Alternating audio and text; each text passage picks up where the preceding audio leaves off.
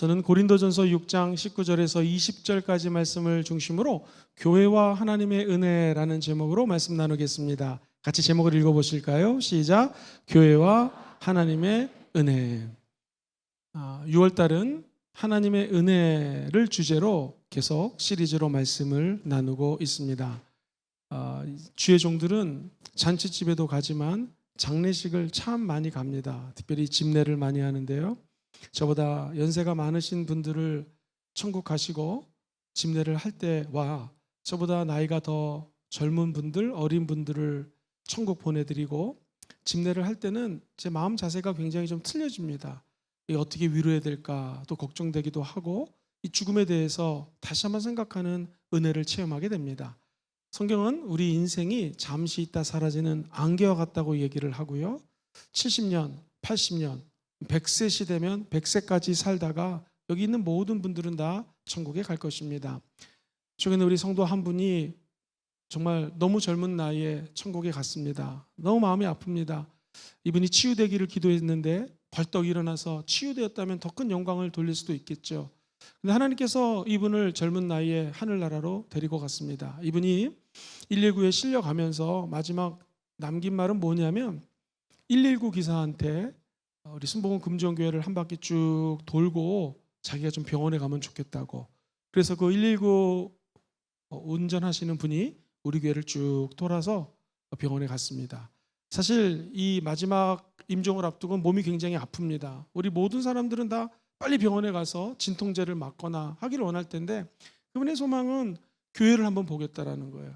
왜 도대체 이 성도님은 그런 마음이 들었을까요? 어려서부터 예수 믿는 집에서 자랐지만 잠시 하나님을 떠났다가 맨 끝에 열심히 믿었습니다. 근데 꿈속에서 이 성전이 계속 나오는 거예요. 우리 교회가 나오고. 그러니까 그분이 오매불망 하나님을 앙망했던 것은 바로 천국이요 교회였다라는 것이죠. 천국에 가면 화폐가 있다고 합니다. 그 화폐가 바로 사모함입니다. 사모함. 그 형제는 이 땅에 살면서 하나님을 너무나 사모하고 성전을 사모하고 하나님이 몸된 이 교회를 사모했습니다. 반드시 하늘에 큰 화폐가 예비되어 있는 줄 믿습니다. 그리고 꿈속에 아마 주의 종인 제가 담임 목사인 제가 설교하는 게 많이 꿈속에서 나타났나 봐요. 늘 전화해달라고 부탁하고 천국 가시기 전에 제가 예배를 드려드리면서 이분은 정말 천국에 가시는구나, 하나님이 이분과 함께 하시는구나 하는 것을 간접적으로 체험할 수가 있었습니다. 사랑하는 성도님들, 우리는 교회 하면은 떠오르는 것이 이 눈에 보이는 순복음 금정교회 또 눈에 보이는 교회들을 생각합니다. 그런데 교회는요 두 가지가 있습니다. 보이지 않는 교회가 있고 보이는 교회가 있습니다. 보이지 않는 교회는 무엇이냐면 오늘 고린도전서 6장 말씀처럼 너희의 몸은 너희가 하나님께로부터 받은 바 너희 가운데 성령의 뭐예요? 전. 우리 가운데 계신 성령님이 성령의 전을 삼고 계시는 교회라는 것입니다. 고린도전서 3장 16절은요 너희가 하나님의 성전인 것과 하나님의 성령이 너희 안에 계시는 것을 알지 못하느냐. 즉 이 고린도전서에서 얘기하는 것은 하나님의 아들 예수 그리스도를 믿는 자들마다 하나님의 자녀가 되고요. 그리고 하나님의 아들 예수를 믿는 순간 성령님이 우리 안에 들어와 계십니다. 그리고 이제 우리의 몸을 성전 삼고 계시기 때문에 여기 계신 모든 성도님들이 하나님의 성전 교회라는 것입니다. 오늘 두 가지 교회에 대해서 말씀을 드리겠습니다. 첫 번째, 보이지 않는 교회는 도대체 무엇일까요? 이 보이지 않는 교회, 저와 여러분들 성령님을 예수 믿은 사람들은 모시고 살거든요. 우리가 성전입니다. 같이 한번 저를 따라해 볼까요? 내가 성령님을 모시고 사니 내가 성전입니다. 시작. 내가 성령님을 모시고 사니 내가 성전입니다. 내가 성전입니다. 이 성전은 어떤 은혜를 받은 것일까요? 사랑하는 성도님들, 하나님의 성령이 너희 안에 계신 것을 알지 못하느냐 하면서 하나님이 거룩하니 우리도 거룩하라고 얘기를 합니다. 도대체 우리는 어떻게 거룩할 수 있을까요? 성령님이 임하시면 거룩해집니다. 성령님이 임하시면 거룩한 하나님의 말씀을 따라갈 수 있는 힘과 능력이 임하게 된다는 거예요. 일찍이 에스겔 선지자가 환상 가운데 이렇게 선포합니다. 36장 26절 이하입니다. 같이 읽어볼까요? 시작. 또 새 영을 너희 속에 두고 새 마음을 너희에게 주되 너희 육신에서 굳은 마음을 제거하고 부드러운 마음을 줄 것이며 또 내 영을 너희 속에 두어 너희로 내 율례를 행하게 하리니 너희가 내 규례를 지켜 행할지라. 성령이 임하면 은혜가 임합니다. 그리고 성령이 임하면 하나님의 말씀, 규례, 율법을 따라갈 수 있는 힘이 하나님의 영으로부터 공급받게 된다는 것이죠. 그래서 하나님의 성령이 거하는 성전, 즉 보이지 않는 우리 성도님들은요, 성령을 모시면서 끊임없이 해야 될 것은 거룩해져야 됩니다. 이게 우리 힘으로 안 되니까 성령이 도와주시고요, 성령이 우리의 연약함을 도와심으로 말미암아 하나님의 말씀을 따라갈 수 있는 힘과 능력이 우리 안에 계신 성령을 통해서 부음바 된다는 것입니다. 사랑하는 성도님들, 예수 믿는 사람들은요, 영접하면 하나님의 아들을 영접하는 자, 곧 그 이름을 믿는 자들에게는 뭐가 되는 권세를 주셨어요? 하나님의 자녀가 되는 권세를 주셨습니다. 하나님의 은혜는 무엇이냐면 내가 한 것이 하나도 없는데 하나님이 저와 여러분들을 자녀 삼아 주셨다는 것입니다. 이것을 인간의 편으로 해석을 하다 보니 하나님의 은혜라고 표현을 합니다. 하나님 입장에서는 감히 제가 표현을 해드리자면 하나님이 저와 여러분들을 너무너무나 사랑해가지고 끝까지 하나님의 사랑을 보여주고 싶어한 거룩한 고집이에요. 고집. 우리가 죄를 졌으면 마땅히 벌을 받아야 되는데 죄와 허물로 죽은 너희를 내가 얼마나 사랑하는 줄 아느냐. 그래서 세상을 이처럼 사랑하사 하나님의 독생 성자 예수 그리스도를 이 땅에 보내주신 것이고요, 누구든지 그 예수를 믿으면 죽지 않습니다. 아니 죽어도 영원한 천국에 들어갈 수 있는 길을 열어주시는 것이죠. 그래서 예수를 믿는 것이 얼마나 큰 축복인지 모릅니다. 하나님의 거룩한 고집은 내가 너를 너무너무나 사랑한다, 하나님의 영광이 찬송이 되기를 원한다, 하나님의 영광을 나타내는 그릇이 되기를 원한다 하면서 끝까지 거룩한 고집을 부리시는 것이 바로 하나님의 은혜라는 것입니다. 다르게 얘기하면 하나님의 우리를 절대적으로 사랑하기로 의지적으로 결단하신 것입니다. 그것을 하나님의 작정이라고 얘기를 해요. 내가 너를 지명하여 불렀나니 너는 내 것이라. 피할 길이 없는 것입니다. 하나님의 자녀가 된 사람들은 이제 그 하나님의 사랑을 몸에 누리며 살아갈 수가 있는 것이죠. 하나님의 자녀가 되는 것을 조금 어려운 말로 중생이라고 합니다. 영어가 더 쉽습니다. born again, 우리나라 말로 거듭남이라고 그래요. 예수를 믿으면 이제 성령님이 내 안에 거하셔요. 이것을 성령의 내주라고 얘기합니다. 다 같은 말이에요. 성령님이 아니고는 예수님을 구세주라 영접할 수가 없습니다. 즉 하나님의 아들을 영접하는 자마다 성령님이 내주하세요. 그 내주하는 사건을 우리는 중생, 거듭난, born again 또는 regeneration, 같은 말입니다. 예수 믿고 구원받았다는 거예요. 그러면 내가 만약 1985년생이면 1985년 매달 생일이 있지 않습니까? 예수 믿는 그날이 두 번째 영적인 생일이라는 것이죠. 제가 만약에 작년에 예수를 믿었으면 2023년 예수를 믿고 다시 영적으로 태어나는 거예요. 아기가 엄마 뱃속에서 태어나면 응애 하고 태어나지 않겠습니까? 그러면 이제 갓난아이가 된 것입니다. 이제 그 갓난아이가 성전이 되어서 성령을 체험하기 시작합니다. 요즘 금요철에 오시는 분들마다 방언을 체험하고 하나님의 임재를 체험합니다. 여러분들도 주일 예배도 나오시고 수요 예배 금요철에 나오시고 하나님을 체험하시기를 주의 이름으로 축원드립니다. 성령 임하고 방언이 터지면 이제 이 갓난아이가 어린이가 된 거예요. 어른아이는 아닙니다. 어린이가 됐어요. 예수 믿고 어린이가 돼서 하나님을 체험했지만 그 다음에 조금 더 눈에 보이지 않는 하나님의 성전이 성장을 해야 됩니다. 이것을 우리는 성령 충만이라고 얘기를 해요. 한번 따라해 볼까요? 성령의 충만. 이것은 성령 안에 푹 잠기는 거예요. 예수님이 요단강에서 물침례를 받을 때 요단강 물속에 풍덩 빠졌다가 잠기시고 일어나는 것처럼 우리가 8월 말에는 늘 물침례를 합니다. 아직 물침례 받지 않는 분들은 물침례 받으십시오. 물속에 풍덩 빠져서 내가 죽고 예수 그리스도와 함께 부활하는 것을 물침례의 대표적인 예로 삼는 것입니다. 성령 침례는 무엇인가? 성령에 푹 빠져서 방언을 체험하는 것이죠. 근데 이것도 어린이라고 그랬죠. 이제 성령 충만함에 들어가야 됩니다. 성령 충만함은 요단강에 빠져서 나의 고집과 아집과 연약함과 예수를 믿었지만 하나님을 닮아가지 못하는 것이 다 요단강에 빠지는 것입니다. 남보다 내가 하나 더 가진 것, 나의 교만함, 이것들을 내려놓는 것이 바로 요단강에 빠짐으로 성령 충만함을 받는 것입니다. 너희는 오직 성령의 충만함을 받으나, 이 말은 시간마다 순간마다 때마다 하나님의 영으로 충만하려고 애를 쓰는 거예요. 그러면 그 갓난아기가 어린아이가 되고 청년이 되는 것입니다. 우리 순복음 교회에서 얘기하는 성령 충만함은요, 청년이 되는 거예요. 이 청년을 넘어서서 어른이 돼야 돼요. 아비가 돼야 돼요. 자라나야 됩니다. 이게 뭐냐면 성령과 동행하는 것입니다. 성령과 함께 연합하는 것이에요. 이제 어른이 되면 성령님의 음성을 듣고 드디어 재직이 되고 장로님이 되고 권사님이 되고 안수집사님 되고 우리 원리더님처럼 성령 충만함을 넘어서 성령과 연합되는 단계까지 올라가는 것이 우리의 목표라는 것입니다. 그러므로 저 여러분들의 꿈에도 소원은 무엇이냐면 단순히 방언을 말하는 것이 아닙니다. 성령 충만함 받는 것입니다. 성령 충만함을 넘어서 성령님과 동행하는 여러분 되기를 주의 이름으로 축원드립니다. 출애굽했잖아요. 이스라엘 백성들이 애굽에서 종살이 할 때 예수 믿는 사람이 아니었습니다. 마귀의 지배를 받았습니다. 홍해를 건넙니다. 홍해는 빨간 바다, 레드 씨, 붉은 바다, 홍해입니다. 말 그대로 예수의 피를 상징합니다. 그 피를 건너는 것을 중생, 예수 피를 믿고 십자가의 은혜 가운데 빠지는 것이 중생 거듭남이에요. 이제 우리는 인생의 광야 땅에 들어왔습니다. 여기서는 성령님을 체험하지 않고는 살아갈 수가 없습니다. 예를 들면 밤에는 너무 춥습니다. 성령의 불을 지피면 그 불을 따라가야 되고요. 낮에는 너무나 덥습니다. 구름 기둥을 따라가야 됩니다. 즉 성령을 한 걸음 한 걸음 체험하면서 나가는 단계가 어린아이 같은 삶이라는 것이죠. 이 성전에 보면은 두 가지 기둥이 있습니다. 야기스와 보안이라고 하는 그 기둥의 의미는요, 성령과 말씀을 상징하는 거예요. 광야에서 메추라기를 먹습니다. 하나님의 음성을 듣고 그 음성대로 따라가야 됩니다. 사람이 떡으로만 사는 것이 아니라 하나님 입에서 나오는 무엇으로 살아요? 말씀으로 산다는 것을 배우는 것이 광야입니다. 그 광야에서는 성령을 체험하지 않고는 살아갈 수가 없습니다. 드디어 요단강을 건너야지 적과 꿀이르는 가나안 땅에 들어갈 수가 있습니다. 이 요단강이 바로 성령이 충만한 강입니다. 내가 빠져서 내가 죽고 예수로 충만한 삶, 이것이 성령 충만의 삶이죠.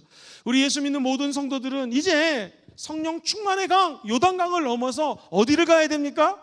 적과 꿀이 흐르는 가나안 땅까지 가야 되는 것이죠.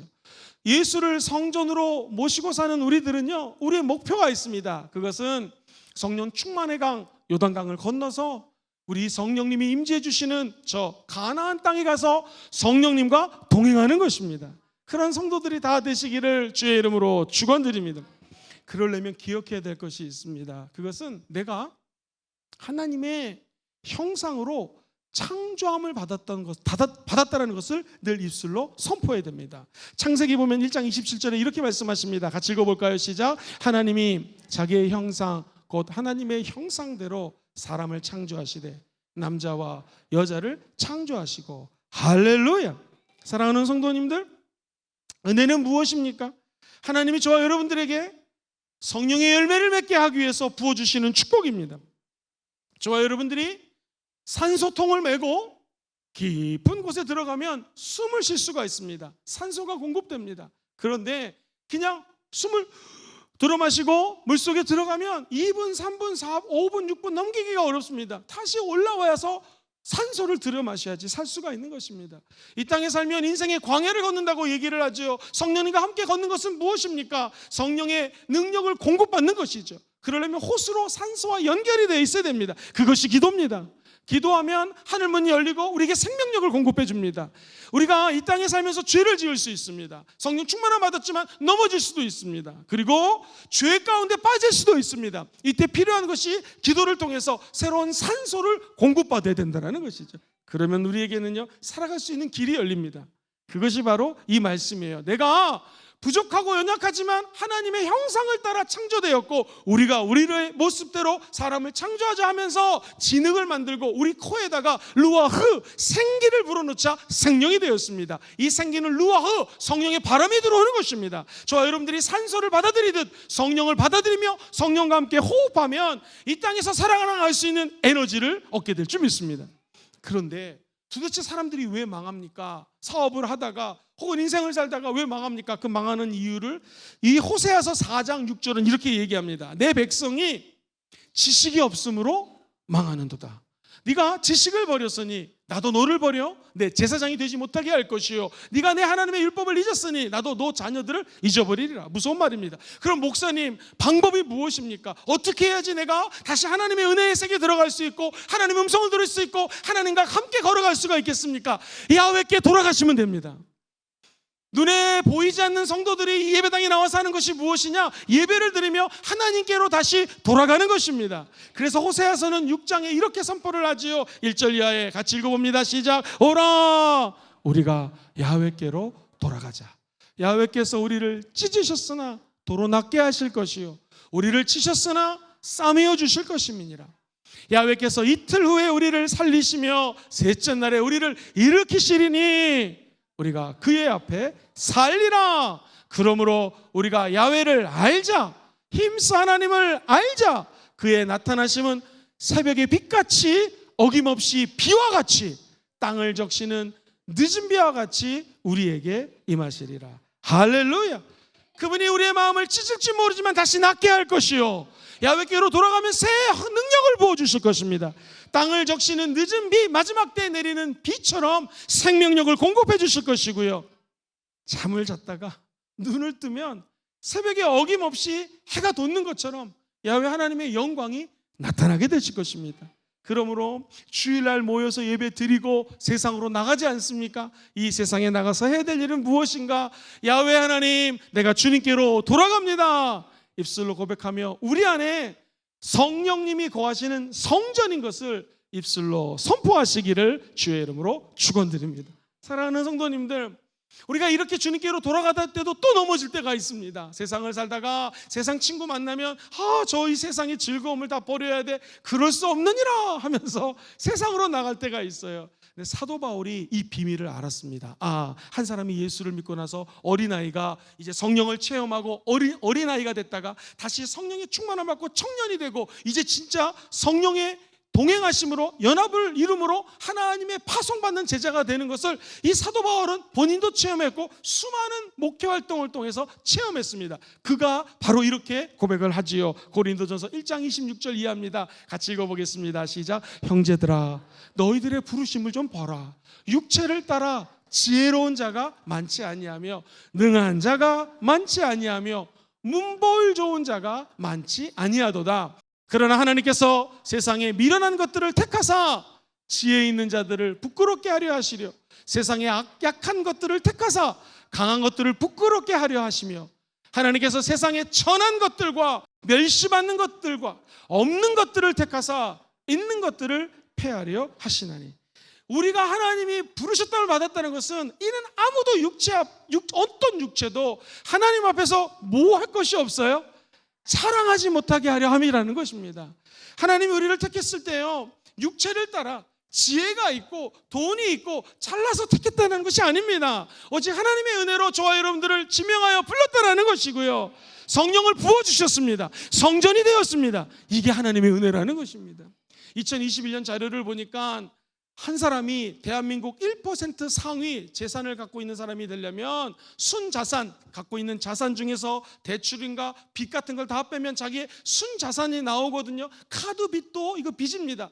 또 월부로 산 것들 있죠, 다 그게 빚입니다. 이거 다 빼고 나서 남아있는 돈이 순자산인데 21년도에 29.8억 원이 있으면은 대한민국 1% 안에 들어갑니다. 2022년도 자료를 보니까 33억하고 몇 천만 원이 더 있으면 대한민국 1%라는 거예요. 그러면 하나님이 우리를 불렀을 때 너의 자산이, 아니 순자산이 1% 안에 드니까 내가 불렀다, 이런 사람 많지 않습니다. 아니, 없습니다. 네가 공부를 많이 하고 이른바 인류대학을 나오고 해외에 유명한 대학을 졸업했기 때문에 내가 너를 불렀다, 아닙니다. 이런 사람 많지 않습니다. 그런데 사도 바울은 문벌이나 학벌이나 재산이나 편하게 살 수 있었는데 자기 자신을 부른 것에 대해서는 감사하는 것입니다. 그래서 그가 약한 자를 택하신 하나님, 쓰러진 나를 세워주신 하나님께 감사하며 은혜에 보답하는 인생으로 변화되게 된 것이죠. 그래서 그가 고린도 후서를 적으면서 12장의 9절 이하에 이렇게 고백을 하는 거예요. 사도 바울의 고백입니다. 나에게 이르시기를 내 은혜가 너에게 족하도다. 이는 내 능력이 약한 데서 온전하여짐이라 하신지라. 그러므로 도리어 내가 크게 기뻐함으로 나의 여러 약한 것들에 대하여 자랑하리니 이는 그리스도의 능력이 나에게 어떻게 해요? 머물게 하려 함이라는 것이. 즉 예수님이 주신 은혜는 무엇이냐면 그리스도를 위하여 약한 것들과 능력과 궁핍과 박해와 곤고를 기뻐하나니. 같이 읽어봐요. 시작. 이는 내가 약한 그때의 강함이라는 것입니다. 주님의 은혜는 문벌이나 학력이나 똑똑함이나 이런 거로 부른 것이 아니라 내가 연약해지고 연약해질 때 하늘 문이 열리고 나에게 은혜를 부어주신다는 것입니다. 눈에 보이지 않는 모든 성도들이여 기억하십시오. 내가 강하고 똑똑할 때 주님이 저를 도와주지 않더라고요. 내가 연약하고 부족하고 하나님 앞에 약한 존재임을 고백할 때 주님은 그때 우리를 도와주시는 것입니다. 그래서 우리가 살아갈 때 주님 내가 이렇게 약합니다, 연약합니다, 그때 하나님은 은혜를 부어주셔서 강해진다는 거예요. 바울은 눈이 무지 나빴다고 합니다. 간질병이 있었다고 합니다. 정확한 병명은 모르지만 주여 이 질병을 내게서 좀 거둬가 주십시오 했을 때에 주님이 하시는 말씀이 뭐냐면 내 은혜가 너에게 족하도다. 우리가 예수 그리스도를 믿었을 때 다 응답받는 거 아닙니다. 때로는 우리가 응답을 안 받을 수 있습니다. 그러나 너의 은혜가 너에게 족하도다. 이것은 무엇입니까? 자족하며 사는 비결을 배웠다라는 거예요. 감사하게 됐다라는 것이에요. 그러므로 우리 보이지 않는 성전들에게 주시는 하나님의 은혜는 자족하는 삶을 살아갈 수 있도록 도와주신다라는 거예요. 내 안에 있는 보물이 누굽니까? 예수 그리스도예요. 성령을 모시고 사는 것이 은혜입니다. 그 은혜는 무엇이냐면 내가 만족하고 자족하고 감사할 수 있는 은혜를 부어주신다라는 것이. 그래서 오늘 예배드리는 모든 보이지 않는 성전, 성령을 모시고 사시는 여러분들이 하나님의 은혜에 감사하시고 자족하시고 하나님의 영을 찬양하며 노래하는 인생 사시기를 주의 이름으로 축원드립니다. 목사님, 그러면 두 번째로 보이는 교회는 무엇입니까? 네, 순복음 금정교회처럼 이거 보이는 교회입니다. 그리고 가정교회, 원래 하나님은 가정과 교회만 만드셨어요. 가정도 교회입니다. 이 보이는 교회에 주시는 은혜는 무엇이냐면 우리 주님은 이 교회를 통하여 치유하십니다. 그리고 회복시켜 주십니다. 치유는 몸이 아파서 아버지 치유해 주세요, 이것도 치유지만 더 중요한 치유는 영혼이 치유되는 것입니다. 생각이 고쳐지는 것이에요. 내 마음의 상처가 치유되는 것이고요. 무엇보다도 내가 어떤 결단을 내릴 때 실패하고 넘어질 수 있지만 하나님이 도와주셔서 우리의 부족한 결단력을 치료해 주시는 것이 참된 치유입니다. 야고보서 5장 13절 이하에 보면 이런 말씀이 나와요. 너희 중에 고난당하는 자가 있느냐? 그는 기도할 것이요 즐거워하는 자가 있느냐? 그는 찬송할지니라. 14절부터 읽어봅니다. 시작. 너희 중에 병든 자가 있느냐? 그는 교회의 장로들을 청할 것이요 그들은 주의 이름으로 기름을 바르며 그를 위하여 기도할지니라. 믿음의 기도는 병든 자를 구원하리니 주께서 그를 일으키시니라. 혹시 죄를 범하였을지라도 사하심을 받으리라. 그러므로 너희의 죄를 서로 고백하며 병이 낫기를 위하여 서로 기도하라. 의인의 간구는 역사하는 힘이 큼이니라. 할렐루야. 하나님의 은혜는 모여 기도할 때 우리를 치유해 줍니다. 소그룹으로 모일 때마다, 기도할 때마다, 수요 예배, 새벽 예배, 금요철에 토요일 날 모이는 중보기도, 그리고 주일 예배 때마다 우리가 기도하면 우리 주님은 치료해 주십니다. 그리고 우리를 회복시켜 주십니다. 꼭 기억하세요. 몸이 아픈 것만이 치유가 아닙니다. 내 생각과 감정과 의지가 치유되어서 하나님의 영광의 빛을 드러내는 참된 상처가 회복되는 역사가 있기를 주의 이름으로 축원드립니다. 베드로전서 1장 3절은 이렇게 말씀하십니다. 우리 주 예수 그리스도의 아버지 하나님을 찬송하리로다. 그 다음이 중요해요. 시작. 그의 많으신 긍휼대로 예수 그리스도를 죽은 자 가운데서 부활하게 하심으로 말미암아 우리를 거듭나게 하사 뭐가 있어요? 산 소망이 있게 하신다라는 거예요. 오늘 저와 여러분들 속에 산 소망이 있기를 주의 이름으로 축원드립니다. 죽은 소망이 아닙니다. 우리는 죽어도 천국 가는 것이 산 소망입니다. 내가 너무나 힘들고 연약해서 좌절하고 쓰러지고 싶지만 성령님이 우리의 손을 붙잡아 주시며 내가 너를 지명하여 불렀나니 나의 의로운 오른손으로 너를 붙들리라. 일으켜 주시는 것이 은혜입니다. 한 걸음 더 나아가서 우리의 연약함, 기도할 줄 모르는 것을 아시고 말할 수 없는 탄식으로 마음을 감찰하시는 하나님이 하나님의 뜻대로 기도해 주고 계시는 것이 은혜라는 것입니다. 우리 순복음 금정교에서 모여서 예배 드릴 때마다 이 의로한 은총이 함께하기를 주님의 이름으로 축원드립니다. 하나님은 예배를 통하여 우리를 격려하고 우리를 가르치십니다. 그리고 예배 때마다 하나님의 신령한 은혜를 부어주셔서 참된 인생의 길을 걸어갈 수 있는 에너지를 부어주신다는 거예요. 구약에서는 이 은혜를 헤세드라고 하는 단어를 썼습니다. 이 말의 원뜻은요, 적군이 쳐들어옵니다. 사방으로 우겨쌈을 당했습니다. 이길 수가 없어요. 이거 죽을 수밖에 없는데 하나님이 저와 여러분들을 그 적군으로부터 나타나셔서 들어서 다른 곳으로 옮겨준다는 것입니다. 우리 하나님은 좋으신 분이십니다. 사방으로 우겨쌈을 당한 것 같아도 눈을 들어 하늘을 보면 하늘 문이 열려 있는 것입니다. 이 하나님의 도우심을 받고 싶으시면 아멘 해볼까요? 도우심을 받는 장소가 교회라는 것입니다.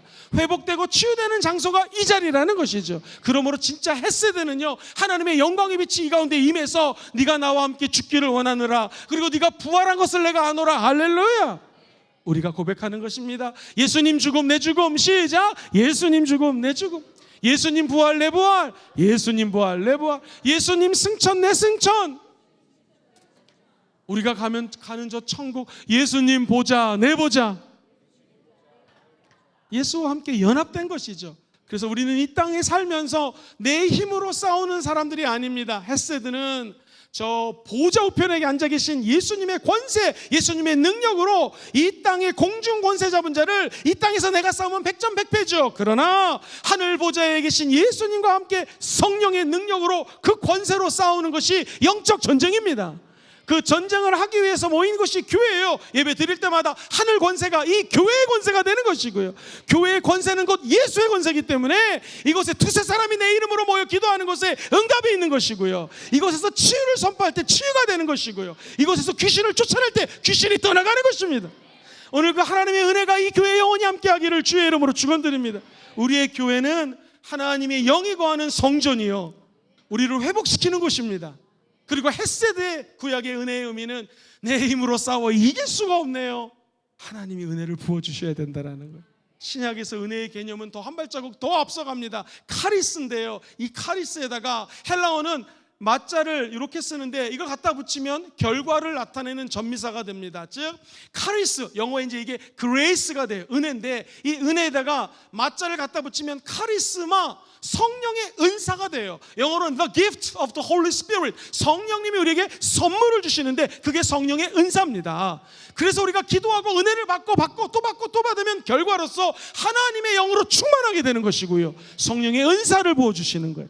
오늘 이곳에서 기도하다 성령의 은사가 나타났으면 참 좋겠습니다. 근데 지혜로운 성도는 카리스마, 은사 달라고 기도하는 것이 아니라 카리스, 그레이스, 은혜를 달라고 기도하는 것입니다. 그러면 은혜 받고 은혜 받으면 하늘문이 열리고 카리스마, 저 성령님의 은사가 선물로 주어지는 것이죠. 어디서? 예배 드리는 공간에서, 어디서? 눈에 보이는 이 순복음 금종교회에서 예배 드릴 때 그 하나님의 선물이 예수 그리스도의 영, 성령으로 말미암아 부어진다라는 것이에요. 카리스는요, 그레이스, 은혜입니다. 그 은혜를 받고 또 받아서 영적인 선물을 받으시고 성령에 동행하는 그 높은 단계로 올라가시기를 주의 이름으로 축원드립니다.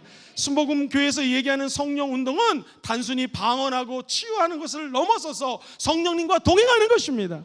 그래서 우리 마음속에 성령의 은혜로 가득해서 영적인 치유가 임하고 하나님과 동행할 수 있는 그런 축복이 영원히 함께 하시기를 다시 한번 주의 이름으로 축원드립니다. 목사님, 이 부분에 대해서 좀 심도 있게 가르쳐 주십시오 하는 분은 언제든지 찾아오시면 제가 여러분에게 직접 가르쳐 드리고요, 바쁘면 하 목사님이 가르쳐 줄 것입니다. 보이는 교회는 눈에 보이는 가시적인 교회입니다. 이곳에 하나님의 영이 임하시고요, 그 영이 우리를 회복시켜 주신다는 거예요. 그래서 성경은 서로를 받아들이고 서로를 돌보고 서로를 용납하는 훈련을 이 교회에서 하게끔 하십니다. 로마서 15장 5절로 6절에는 이런 말씀이 나옵니다. 시작. 이제 인내와 위로의 하나님이 너희로 그리스도 예수를 본받아 서로 뜻이 같게 하여 주사 한 마음과 한 입으로 하나님 곧 우리 주 예수 그리스도의 아버지께 영광을 돌리게 하려 하노라. 할렐루야. 저와 여러분들이 한 마음이 되어서 서로를 위로하고 다 함께 하나님께 영광 올려드리는 것이 눈에 보이는 교회가 해야 될 일이라는 것입니다.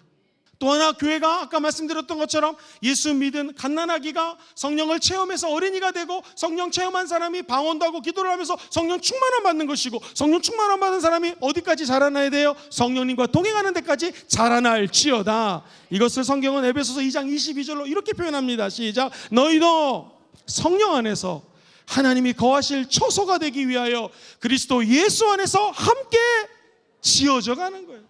우리가 점점 예수를 닮아가기 위해서 성장해지는 거죠. 지어져 가는 것입니다. 자라나는 것입니다. 순복음 금종교에 오신 분들이 다 환경이 틀립니다. 자라난 배경이 틀립니다. 우리가 할 수 있는 것은 뭐냐면 서로가 잘할 수 있도록 돕는 것입니다. 그래서 성경은 데살로니가전서 4장 18절에 이렇게 말씀하세요. 시작. 그러므로 이러한 말로 서로 위로하라는 거예요. 교회는 위로하고 위로를 받는 것입니다. 가정, 교회, 남편들이요 아내를 위로하셔야 됩니다. 아내들이요 남편이 요즘 사는 게 얼마나 힘든지 모릅니다. 남편을 위로하는 것이 가정교회입니다. 아내가 남편을, 아내가 서로 위로하는 것이 교회죠. 우리 부모가 가정에서 자녀를 만날 때 위로하는 것입니다. 참 힘들지, 나도 그 힘든 걸 겪어봤는데 위로한다. 우리 젊은 자녀들이 부모님께 해드릴 수 있는 것은 아버지 때, 어머니 때 그 험난한 인생을 사셨군요. 감사합니다. 아버지 자식인 것이 너무너무나 감사해요 하면서 우리가 할 수 있는 것, 부모님을 위로해드리는 것입니다. 그것이 교회가 해야 될 일이라는 것이죠. 위로가 없이는 살아갈 수가 없습니다. 성령님은 보혜사라고 하는데 그 보혜사는 위로자, 컴포터라는 뜻을 가지고 있습니다. 보혜사 성령이 우리 안에 들어와서 우리를 위로하시고 그 은혜로 우리 주변 모든 사람들을 위로하는 은혜가 있기를 주의 이름으로 축원드립니다. 요한일서 3장 16절 말씀을 읽으면서 말씀을 좀 요점 정리합니다. 시작. 그가 우리를 위하여 목숨을 버리셨으니 우리가 이로써 사랑을 알고 우리도 형제들을 위하여 목숨을 버리는 것이 마땅하니라. 누가 이 세상의 재물을 가지고 형제의 궁핍함을 보고도 도와줄 마음을 닫으면 하나님의 사랑이 어찌 그 속에 거하겠느냐. 자녀들아, 우리가 말과 혀로만 사랑하지 말고 행함과 진실함으로 하자라는 것입니다. 우리 예수님이 이 땅에 오신 목적이 섬김을 받으러 온 것이 아니라 도리어 섬기려 하고 자기의 목숨을 많은 사람들의 대성물로 주기 위해서 오신 것처럼 결국 교회는 하나님 앞에 낮아지고 연약한 자들이 공동체를 이루어서 이 주변에 잃어버린 영혼들을 주께로 돌이키는 데 쓰임받는 공동체가 교회인 줄 믿습니다. 우리가 이 앞에 주차장 공사를 하고 있는 거 하나님의 은혜입니다. 저 주차장이 완공되면 이 지역의 남산동에 있는 많은 분들에게 주차장을 오픈해서 정말로 교회가 하는 일이 이런 일이구나라는 것을 체험하는 하나님의 나라의 일이 일어나게 될 것입니다. 사송에 종교 부지를 주신 거 하나님의 은혜입니다. 우리가 인도에 운물을 몇 개를 파고 교회를 2개 짓는 거 이게 하나님의 은혜입니다. 결코 사람이 할 수 있는 일이 아닙니다. 우리 교회, 눈에 보이는 이 교회의 지속적인 전도의 역사, 선교의 역사, 우리 주변의 이웃을 살리는 역사, 무엇보다 우리의 삶이 성령과 동행하는 역사가 일어나기를 주의 이름으로 축원드립니다. 말씀 정리합니다. 눈에 보이지 않는 첫 번째 교회는 어떤 은혜를 받았습니까? 우리가 받은 은혜는 비록 연약하고 넘어지고 쓰러지고 자빠지지만 하나님이 우리를 은혜로 택해 주셨다라는 것이고요. 어떤 은혜 가운데? 자족하는 은혜, 감사하는 은혜 가운데 내게 능력 주시는 자 안에서 우리가 모든 것을 행할 수 있다는 것입니다. 단순히 성령 체험한 것을 넘어서서 저와 여러분들이 장성한 아비까지 자라나려면 날마다 성령 충만하시고 성령과 동행하시기를 주의 이름으로 축원드립니다. 두 번째, 눈에 보이는 교회, 순복음 금정교회, 가정교회, 우리 주님 주시는 은혜는 무엇입니까? 믿는 자들이 모여서 함께 기도할 때 우리 주님이 치료해 주십니다. 몸뿐만 아니라 영혼력을 치료해 주시고요. 그리고 회복해 주시게 될 줄 믿습니다. 한 걸음 더 나아가 우리가 할 수 있는 것은 하나님 사랑하고 교회 사랑하고 이웃 사랑하는 것이죠. 그래서 우리가 삶으로 살아계신 예수님을 증거하는 아름다운 하나님의 은혜 받은 교인들 되시기를 주의 이름으로 축원드립니다.